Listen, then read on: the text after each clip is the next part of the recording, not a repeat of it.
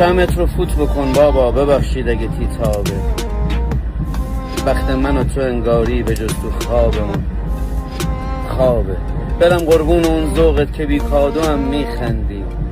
من امشب شد 1000 ساله. قشنگم تو الان چندی؟ تو فرض کن کیک تیتاب نیست، من که اینجوری فرض کردم. همین تیتاب و این شمعم خدا میدونه قرض کرد. دنیا رو واسه تو میخوام، جیب خالیم نمیذاره. توانم در همین حده، کف دست مگه مو داره. بابات هر کاری کردم و ازش بر نیومد کاری. آخه تو دوره ماها تورم بود و بیکاری.